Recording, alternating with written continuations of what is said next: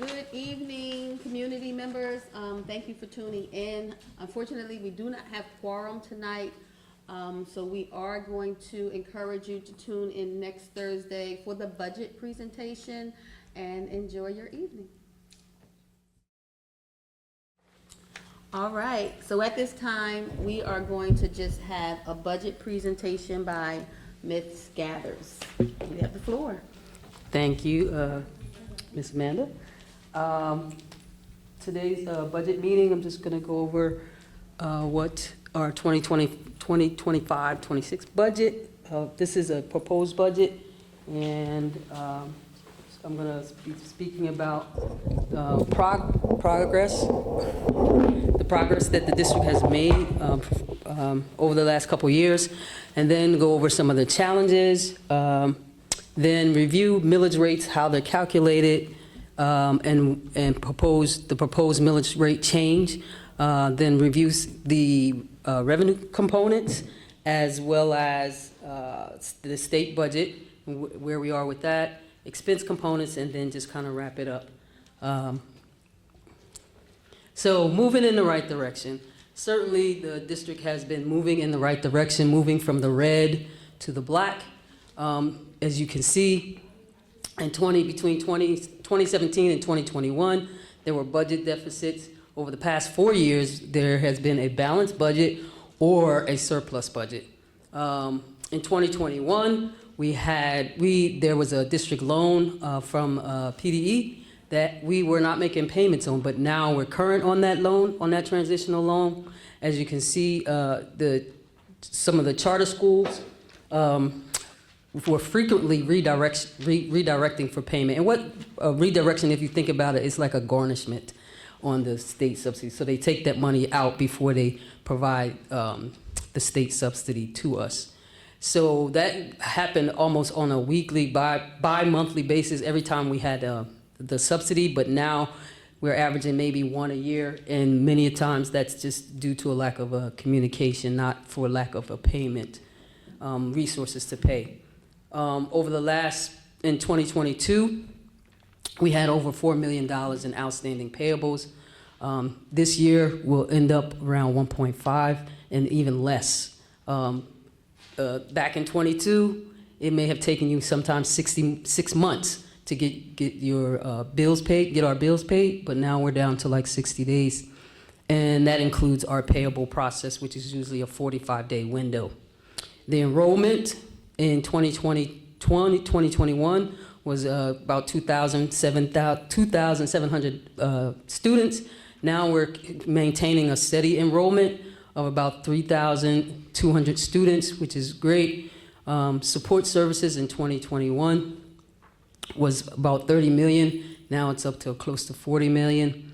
In last year's budget, the facilities in 2021, the investment on the budget for the facility, the investment was $400,000. Over the last year or so, we've spent over $7.9 million investing in our facilities. And all of that was, most of that was due to ESSER dollars and in conjunction with obtaining various grants. And we did all of that with reduced tax rates. In 2021, the tax rate was $15.22 for the city, and for the township, $15.73.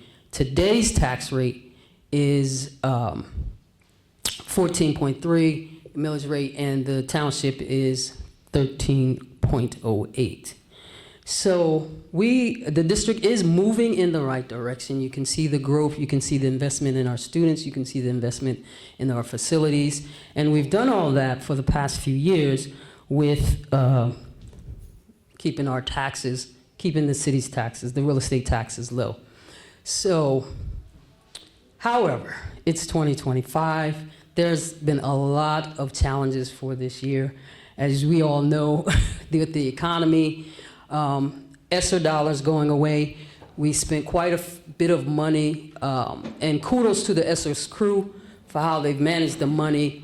We've spent quite a bit of money investing in the facilities. However, we've also spent money in curriculum, technology, support services, capital improvement, and staff retention bonuses. With those dollars going away, we now have to replace those dollars, if you will, and so that our students can still get the curriculum and technology and the support that they need to continue to move in the right direction. Also, we're faced with increasing costs in general. Supply costs are going up. I order ink pens frequently, and the last time I ordered ink pens, it was 30% more than what I normally pay for the same quantity amount, and it literally had tariff rates on it. That's a small supply, and ink pens are typically don't cost that much, but with the economy and the with the way things are going, supplies are going to increase. Electricity, natural gas, water, all of these expenses are expected to increase. We were informed that our health benefits are going to go up. Our premium 7%, which equates to almost $4 million. There's an increase in our insurance costs went up, and it equates to almost $500,000. We are also faced with the increase in costs with charter schools, as one of our agreements will be expiring. We're still in litigation with another agreement, trying to maintain those charter school costs, which are very significant, almost 40% of our budget. Also trying to create the budget as while things are moving is a very challenging thing, right? So you got costs moving, the federal and the state budget moving, the volatility of possibly losing some federal dollars based on the current litigations and activity of our federal government. Also taking into account Crozier Medical Center, not only them closing, but the financial impact it's going to have on our ability to collect taxes, and also the number of employees that have been now laid off that are not contributing now to the earned income tax to the city's base, as well as what we hope to get in sometime, our portion of that sometime in the future. Yes. Did you want to take questions in between, or you want to wait till you're done? If you have a question, just raise your hand or let me know. You're done, and I have to write it down. No, you can ask your questions as we go, if that's okay. Is that normally how it's done? My question is Crozier Medical Center. Mm-hmm. Do we know in dollars what we're losing? Approximately almost $2 million in tax revenue. They haven't paid in the last couple of years. This is correct. So even with that's the current status. Even with that, in addition to any delinquent dollars that we will not be, I won't say we won't be able to collect at this time. So it would actually be over $2 million.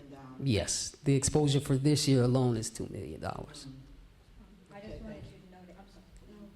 I just wanted you to know that the budget will probably only be 3 weeks late per our last conversation with, Great. yeah, so the budget is looking at being 3 weeks late.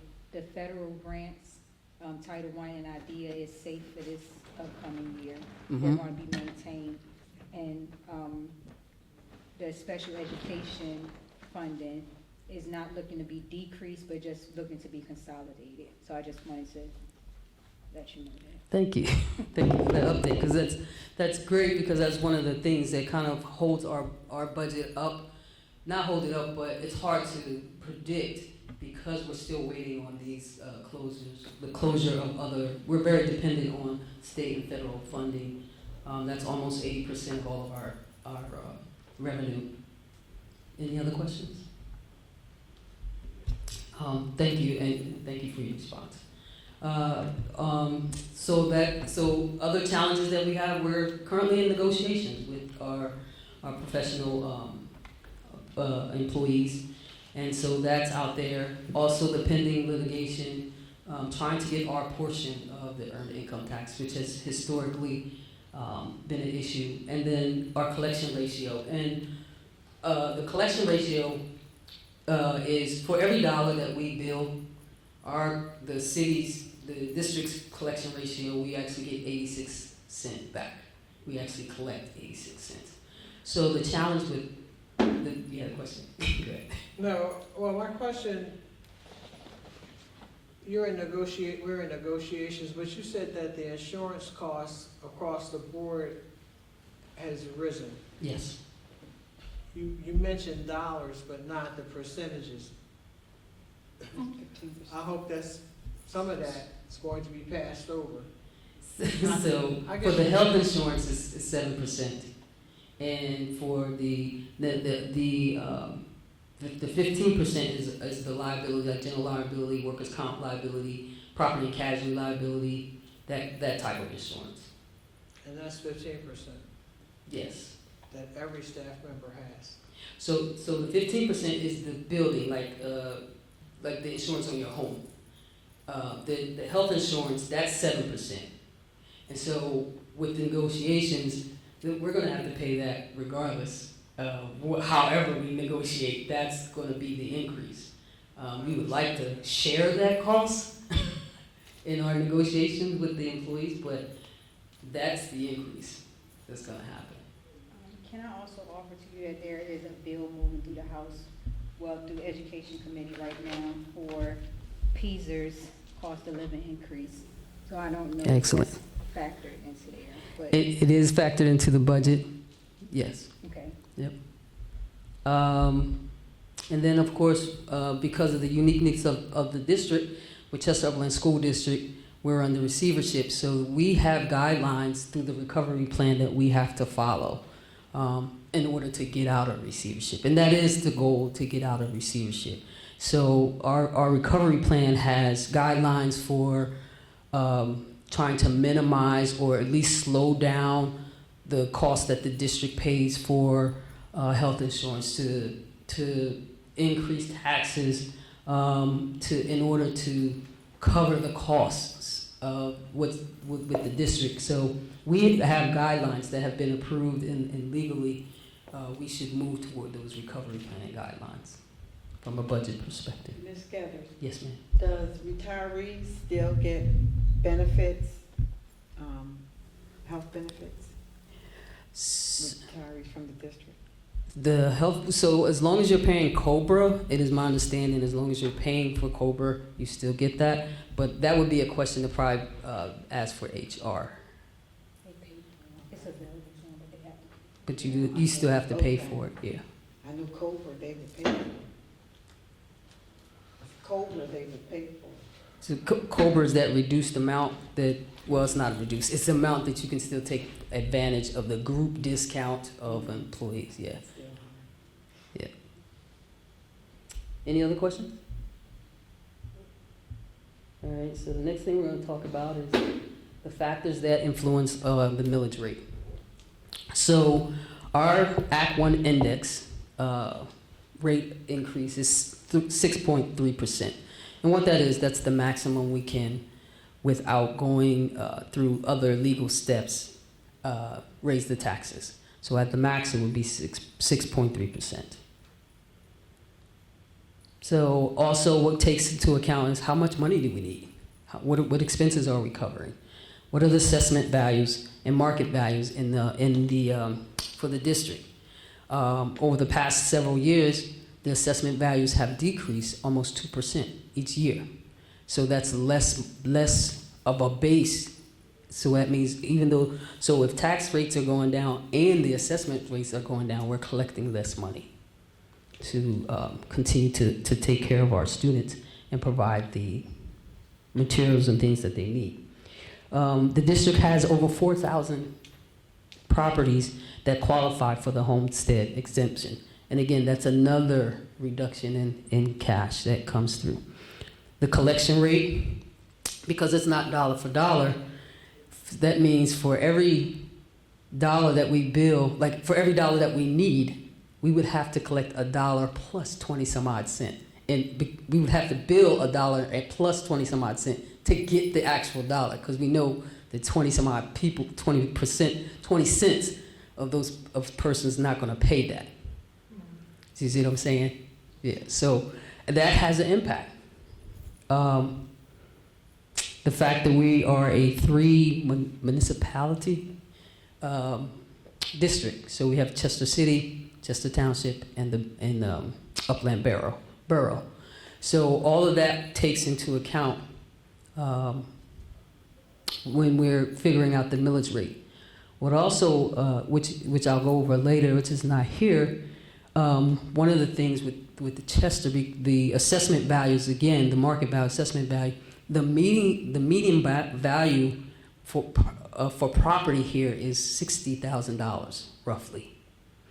In other districts, the lowest one in the state of Pennsylvania, we're the lowest. The one right over top of us is like $104,000. So we would have to double our rate in order to collect more money, in order to collect that same amount of money.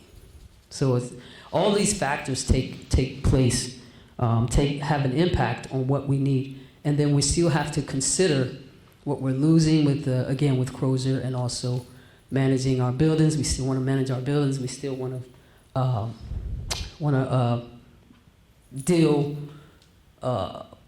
handle our resources, manage our resources effectively, right? And so we have all these. We're going in the right direction, and I believe that is a tribute to the administrative personnel that's here, Dr. Mumine, the receiver, and all the administrative staff. They're definitely pushing in the right direction. But we have these challenges unique to the district and to our community.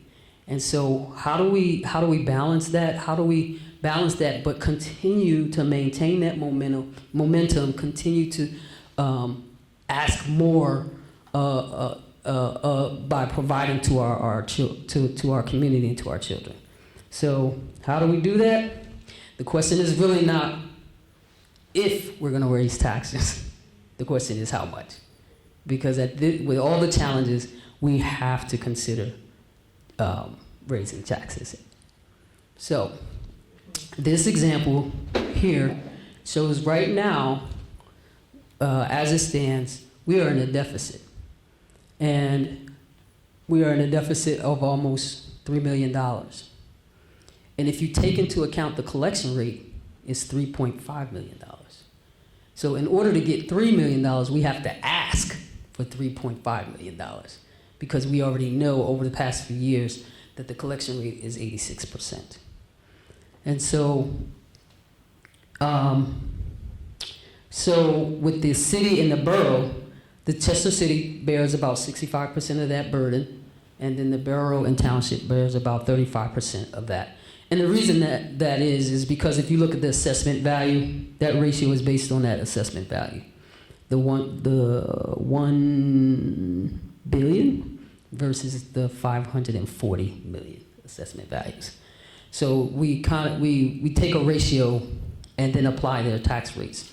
So according to the ACTS index, the maximum we can charge is this 6.3%.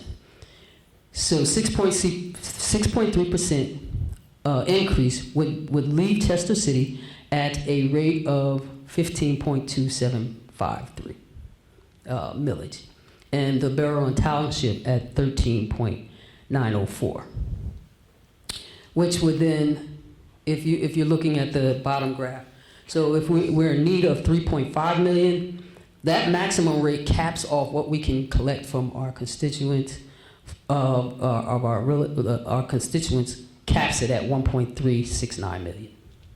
So there's still a remaining deficit of 2.6 that we're going to have to go back to and find out what we can do to get to that point, or at least reduce it as much as possible.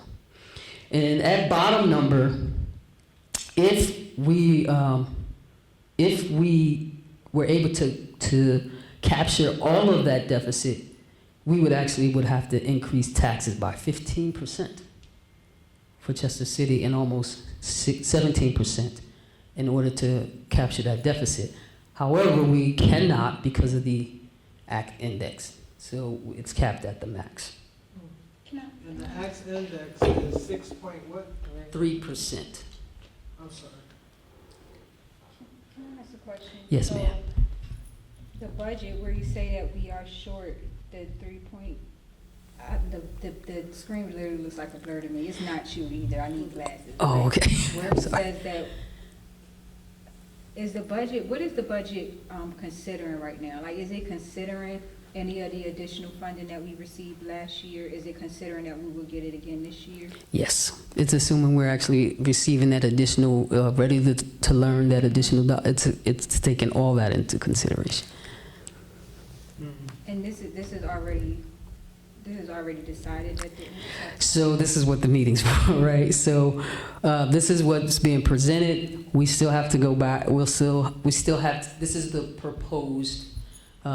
However, I don't see us getting away from raising taxes to the max. However we finance however we absorb that $3 million, even if we can get it down, I still don't see how we can get past the max. So if you are considering that cyber reimbursement amount that we got last year, Yes. this is going to be even more of a deficit because that's not in the budget this year. The cyber, The charter reimbursement that we got For the last cyber year, schools. yeah, it was like $1.1 million or something. We're not getting that this year. so I don't think that's in this number, Mhm. but the ready to learn with the 5 million, that is in that number, in this number. But I will, Because we already had like that 26% from the county, the city probably going to be raising taxes. The city already did, didn't they? Oh, well, the city is raising taxes. The last time we paid them. and so what does that look like what does this increase to the max looks like? So let's say your home is assessed at $125,000. If you live in Chester City, that means an additional $113.16 for the year. For the year. But you said the average home in Chester is 60. What is that number? So it would be almost half of that. So we're talking maybe an additional $50, $60 a year if your home is valued around $60,000. Okay. Yeah. So even though percentage-wise, it seems like a large percentage, dollar-wise, because of the assessment values that we have, because they're so low, the dollar increases is maybe sustainable for most families. What are we going to give the community in return? Like, are we going to ensure that our test scores are better next year? Are we going to ensure that our teachers are showing up to school more than 180 days out of the year? Like, what are we going to offer as a result of raising the tax? I understand we have to do it. What is the give for the community? So That's a loaded question. it is. That's a loaded question. So That you can't answer. I can't really. I can't answer. Not truthfully. However, Not truthfully, you can't. sometimes the exchange is to maintain the quality or maintain the movement to better. Sometimes you have to give to maintain and to move forward. To be able to operate. To be able to operate. Because what we don't want to do is take away from curriculum. What we don't want to do is take away from continuing creating an environment that's conducive for the students. What we don't want to do is start taking away all the extracurricular activities that they participate in now that wasn't here a couple years ago. Right. What we don't want to do is have our students go to a charter school. And as you can see, in 4 years, we've added almost 1,000 students. So we want to maintain the momentum. And that may be for this year that we maintain the momentum. And with consideration that a larger part of our budget does go to charter schools, what is It that does. number? It's like 73,000 this year. This year it's going to be 73 million. 3 million. 73 million. So we need to consider that. No, I absolutely understand. So for every child, Mm-hmm. think about this, for every child that we add here, the special education, I believe the rate is like 54,000, 54,000. and then regular, Around 13,000. around 13,000. So imagine the impact. It would take literally 100, like that one student, just one student coming would save tax dollars. Yeah, and that's what, For- you say that, because I think the community needs to understand. Yeah, Your children not being here, like, what I'm saying is framing the narrative, right? So the reason we have to increase these taxes is because we have, everybody always say we always go back to the charter schools, but I don't think they understand that legitimately, they are the reason why we are in the financial space that we're in.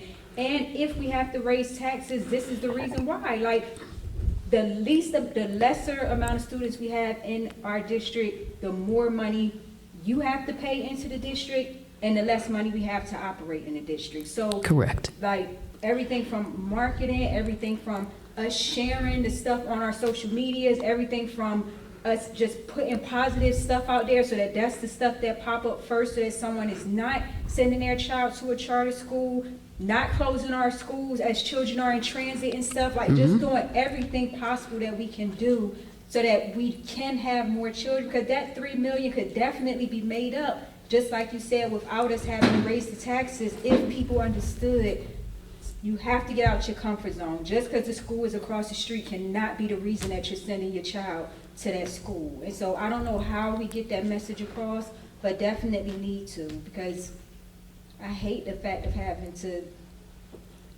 do that. I do know we have to, but I'm just Yeah. saying, I wish that people understood it doesn't have to be this way. Yeah, and if you think about it, if we get 10 students, that's $500,000 if they're, and or 130,000 depending on what classification they're in.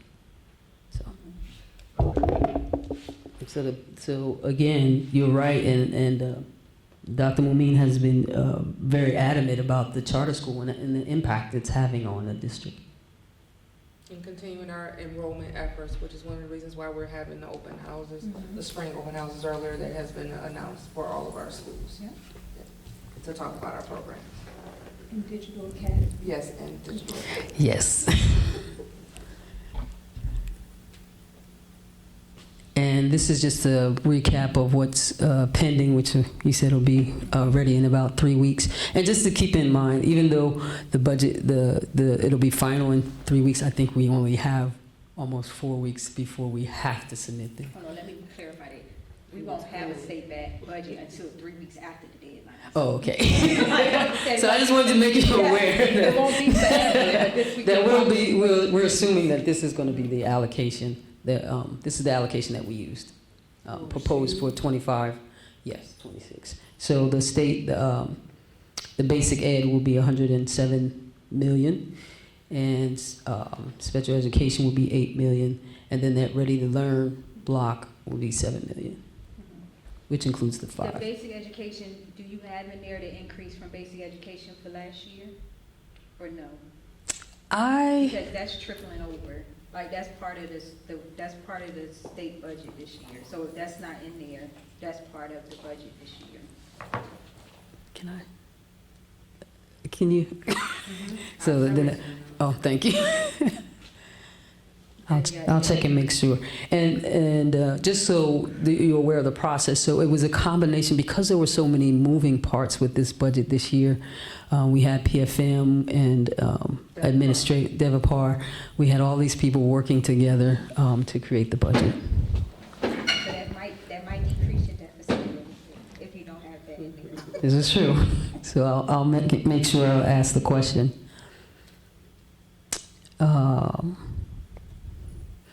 This is just a summary of the 3 major revenue components. Local taxes, local revenue is about 22 million. Again, we are very heavy on state and federal. State about 139 million, and then federal funds about $8 million. And what I wanted to make note here was, notice that state funding, if you combine that with federal and state grants, the total of that is well close to 80% of our budget. In other districts where the assessment values are high, it's just the opposite. 80% of their budget is typically what they get from local revenue, and then 20% from other resources.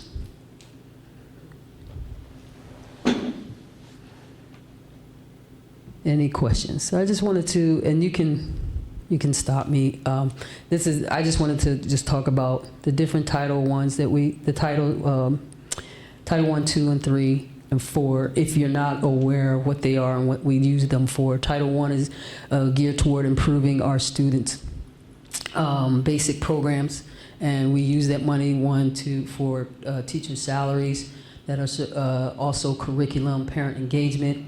Title 2 is for supporting our students and our staff, for recruitment, trying to maintain good teachers and retention, also professional development for our staff. Title 3 is specifically for language instruction for English learners, so we have resources there for our EL teachers, for professional development and supplemental translated services for those students. Title 4, student support and academic achievement, music and art program, elementary schools, physical education, and career readiness. So those are some of the things that we use those title funds, federal funds for. And for Title III, we can get you the exact data breakdown, but that number for students receiving EL services has increased from 8% to 11%. So that continues to grow. Thank you. All right, so any questions about our revenue sources? The next thing I'll be going over is the major expense categories for the district. As you can see, charter schools ranked at the top, 73 million this year. That's a lot of money. And then our personnel is about 50 million, 51 million. Debt obligations, about 11 million. We also have transportation, which is at 7.6 million. Student support services, that would be all the art therapy, emotional support, the Lincoln Center, which ex-Camelot, special programs, all the other activity for our students.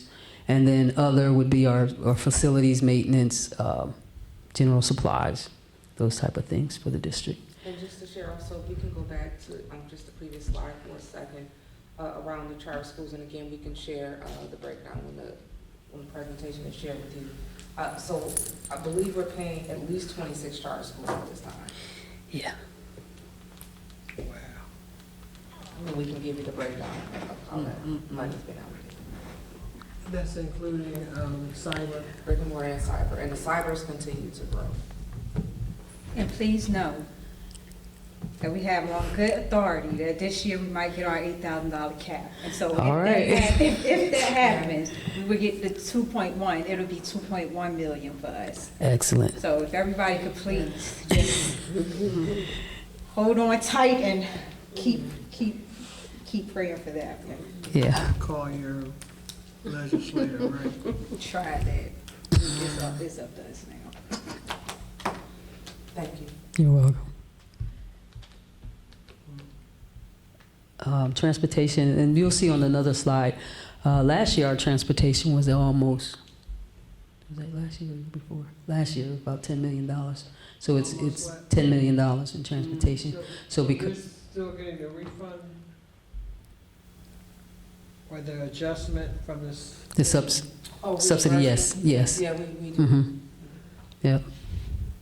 But that number's going down. Better, Yes, definitely going down. Last year was 10 million, now it's down to 7. And so like that negotiation, the negotiation and just kind of managing that expense is much better. And again, I just wanted to point out, I can't say it enough, but 43% of our entire budget. If you can imagine 43% of your home income going to no investment in your home, no investment in the people that live in the house, just going out the door of your own budget. So.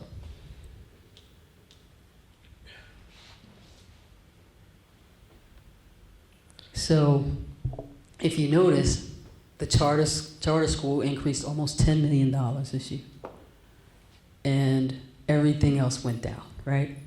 We've gotten to a place where our past due obligations are on track.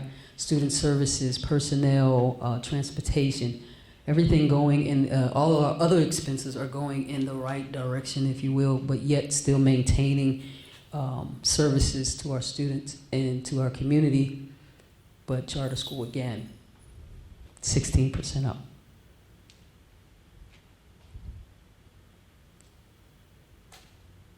And this is just a budget at a glance. We went over, right now as it stands, we have revenue of about $170 million and expenses about $173 million. So, and this is, again, this is the proposed budget. We'll be looking through this again, looking to follow up on some of the questions and seeing if there's other revenue out there that we can add to this to at least balance the budget. And hopefully next week when I present, this will be a little different.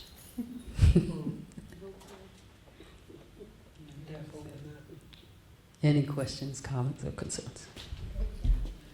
Thank you. Well, there's nothing real, that's not a question, that's a comment. Charter school is an issue, but they continue to fund it.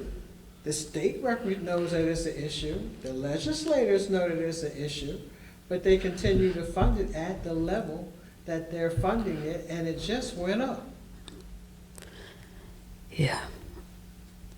We're not the only ones that know, but the decision hasn't been made to equal that in any way. Yeah. So we're still forced to look, even though there's nowhere to look for more money. Okay. Yes, we are. Any other questions? And campaign to get our students back into the district. There are no other questions. We can conclude the presentation. Yes. All right. Thank you. Thank you. Together, thanks so much. You're welcome. Thank you, Ms. Gavin. Thank you all.